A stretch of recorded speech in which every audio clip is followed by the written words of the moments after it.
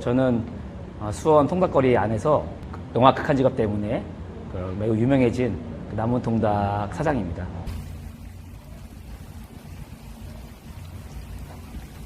그러니까 저도 통닭집을 제가 이제 창업할 때 많은 게 좀 메뉴를 고민했거든요.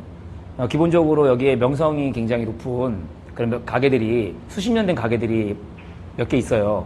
거기는 워낙 뭐 잘 되고 있는 집이기 때문에 제가 거기서 경쟁해서 제가 뭔가 좀 차별화된 부분을 가지고 경쟁을 해야 되는데 뭐가 없을까 하다가 생각한 아이디어인데 그 아이디어가 이제 저도 이제 왕갈비 통닭이었던 거죠. 그러니까 어떤 우연의 일치라고 저는 말씀을 드리는 거예요. 사실 뭐 언론에도 많이 나왔지만 실패한 메뉴였고, 근데 영화가 나오면서 부활하게 된 완전히 이제 영화 같은 일이 일어난, 저한테 영화 같은 일이 일어났죠.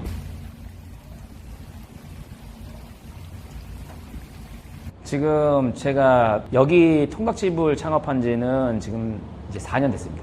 그리 오래되진 않았죠. 창업한 지는 4년 됐고, 그 전에 이제 거슬러 올라가면 첫 직장으로 세일즈 쪽 관련된 일을 했었어요. 외작의 보험사, 설계사로 제가 이제 취업을 하게 되면서 너무나 감사했죠. 주변분들이 많이 도와주셔가지고 잘 됐어요. 굉장히 세일즈가 잘 돼서 돈을 그때 좀 많이 벌었어요. 그때 이렇게 정말 탑을 제가 찍었거든요. 그래서 연봉도 4, 5억 정도까지, 연애 소득이 그 정도까지 올라갈 정도로 세일즈 쪽에서는 성과를 많이 냈었죠. 예. 그래서 그때 이제 돈을 좀 많이 벌어서 사업을 하고 싶더라고요. 그래서 이제 그때는 제가 좋아하는 운동을 좋아해서 운동 사업을 했던 거고, 근데 그 운동 사업이 처음에 좀 잘 됐는데 제가 그 모델이 좀 특이했거든요. 지금은 다 알고 있는 그런 그 PT, 1대1 PT. 근데 그때는 제가 시작할 때는 PT를 전문으로 하는 피트니스를 한다 그러면 PT가 뭐 군대에서 이렇게 벌 받을 때 하는 거냐고 그런 얘기할 정도로 좀 PT에 대한 인식이, 퍼스널 트레이닝에 대한 인식이 없을 때 이제 거의 뭐 시초를 했는데, 이 사회적인 이 흐름이 이제 그렇게 트렌드가 가면서 잘 된 거예요. 그래서 거기서도 또 돈을 좀 벌었죠. 근데 이제 시간이 지나면서 경쟁자가 많이 출현하고, 그러면서 제가 뭐 체대를 전공한 게 아니다 보니까 전문성 문제도 있고, 또 너무 과다한 출혈 경쟁, 금액이 단가가 내려가고 이제 레슨비가 막 경쟁이 되니까, 그러면서 그때 막 이 사업이 나한테 맞는 건가 막 갈등하던 차에 뭐 주변에서 뭐 먹는 장사가 잘 되면 돈 많이 번다 그래서 그때는 수원 그 야구장, KT 야구장 앞에 치킨집을 하나 오픈하게 된 게 외식업의 시작이었어요.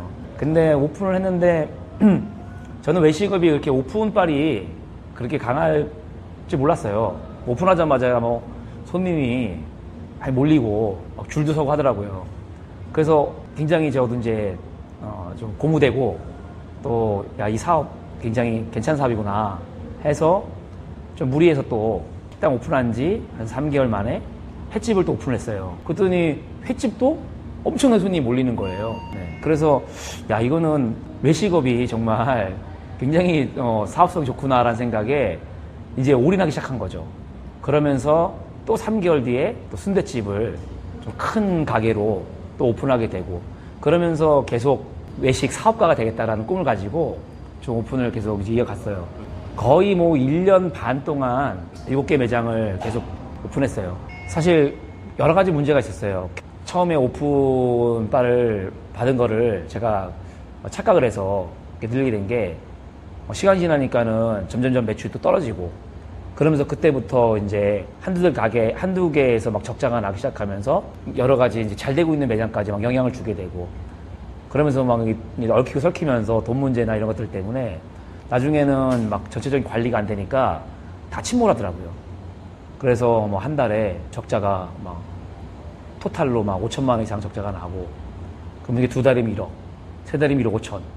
그러니까 이게 막 나중에는 막 이 두려움에 막 잠도 못 자고, 그 직원들 막 월급날 다가오면은 막 무섭고 그리고 갖고 있던 거 다 팔고 또 잘 될 거란 생각에 계속 또 회사에다가 또 돈을 넣고 이런 식으로 정말 막 어렵게 현상 유지를 해왔는데, 결국은 이제 제가 못 막으니까 압류가 들어오고, 그런 문제가 발생하면서 연쇄적으로 또 가게가 이렇게 다 영향을 주고 폐업을 하게 되더라고요.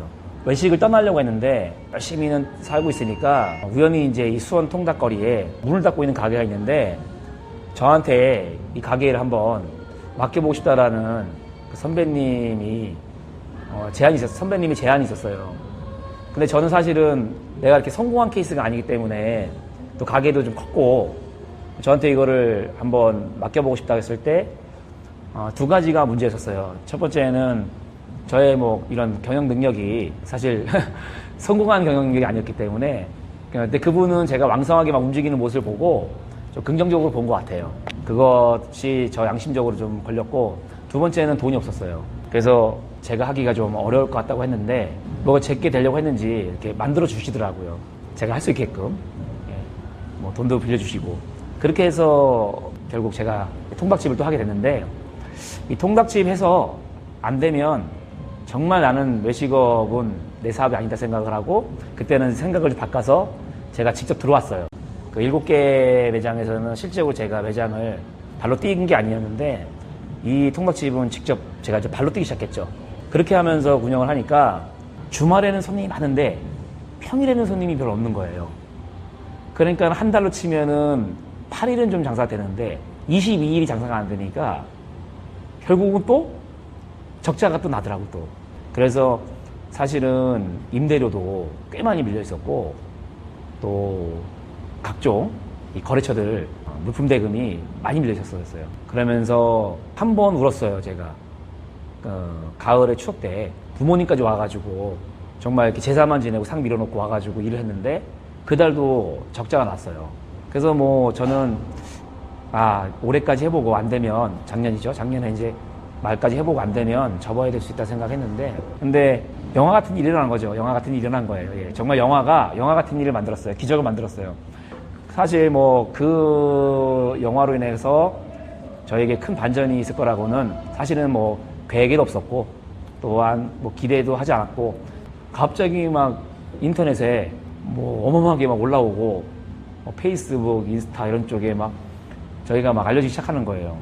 그러더니 아침에 직원한테 부재중 전화가 여러 번 와 있어가지고 무슨 일 있냐 지금 방송국 3개에서 와가지고 촬영 왔다고 깜짝 놀랐어요. 그래서 달려왔더니 뭐 KBS, MBC, YTN이 와 있더라고요. 그래가지고 와 카메라가 막 3개의 방송사가 들어와가지고 막 촬영을 하는데 정말 얼떨떨 하더라고요 진짜. 그때 저희가 뭐 그렇게 손님이 몰릴 거라고 생각 못했기 때문에 대비가 안 됐기 때문에 당시에 저희가 100마리 한정이라고 걸었거든요. 100마리만 판다고 했더니 그게 또 더 사람들에게 어필된 것 같아요. 그래서 빨리 100명 안에 들어가야지만 드신다는 생각으로 더 몰린 것 같아요. 그냥 뭐 이렇게 안 될 땐 다 이게 악순환될 때는 뭘 해도 안 되는데 이게 한번 또 반전이 일어나니까 저희가 하는 문 좀 일찍 닫는 거 또 100마리만 판다는 거 이런 것들이 다 오히려 또 플러스가 되더라고요. 그 덕에 손님들이 오셨다가 이렇게 다른 가게도 좀 가시더라고요. 근데 그러면서 이제 수원 왕가비 통닭 메뉴가 이제 앞집 생기더니 옆집 생기더니 이렇게 늘어나기 시작하더라고요.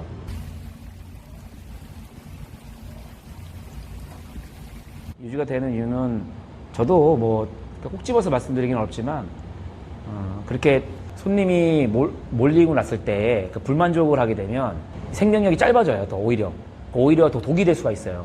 그런 경험도 한 거예요 제가. 예전에 그 7번의 그 실패에서 제가 그 7개 매장이 전부 다 TV 공중파에 하나도 빠짐없이 다 나왔던 가게예요. 왜냐하면 다 제가 어차피 제 어떤 마인드 때문에 좀 창의적으로 메뉴를 만들었거든 다. 뭘 하나 만들더라도 창의적으로 만들게끔 주문하고 또 제가 이렇게 그런 식으로 함께 이렇게 같이 연구했기 때문에 그런 좀 독특함 때문에 항상 TV에서 이렇게 촬영을 요청했었어요. 그러면 손님이 몰려요.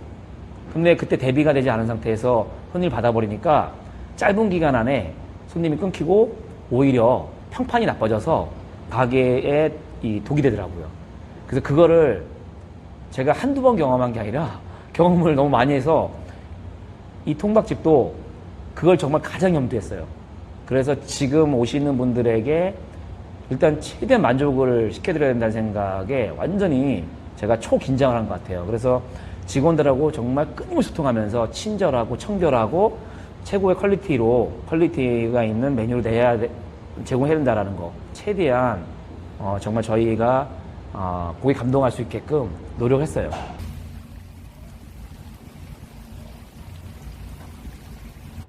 제가 성공했다는 생각 전혀 하지 않고 그런 어떤 어려운 과정에서 좀 하늘에서 열심히 살아보라고 기회를 준 거라고 생각해서 계속 겸손하게 지금 사업을 좀 이어가고 있거든요. 아직 저희가 은혜를 입은 분들, 또 제가 사실 또 의무를 해야 될 분들에게도 아직 제가 다 완벽하게 해결된 것도 아니고, 제가 사업하기 전에는 신용이 참 좋았는데, 제가 자랑은 아니지만 신용 불량자까지 될 정도로 그 안 좋았던 시기가 저한테 너무 많은 겸손함을 좀 가르쳐 줬고, 지금도 사실은 겉보기와 다르게 이제 속으로는 좀 많이 골마 있는 부분들이 있어서 그것들을 좀 계속 하나씩 해결해 가면서 제가 좀 사업에 좀 겸손한 마음으로 임하고 있어요.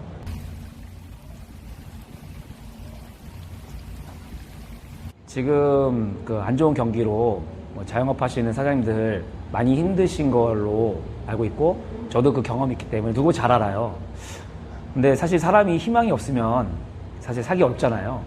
그러니까 제가 사실 어떻게 보면은 그런 희망을 갖고 살면서 좋은 일이 일어나고 또 이렇게 또 반전이 일어난 좋은 사례인데, 사장님들이 정말 희망을 놓치지 말고 어렵게 되면 자연스럽게 이렇게 악순환되다 보면 어떤 중심을 잃는 분들이 많이 있어요.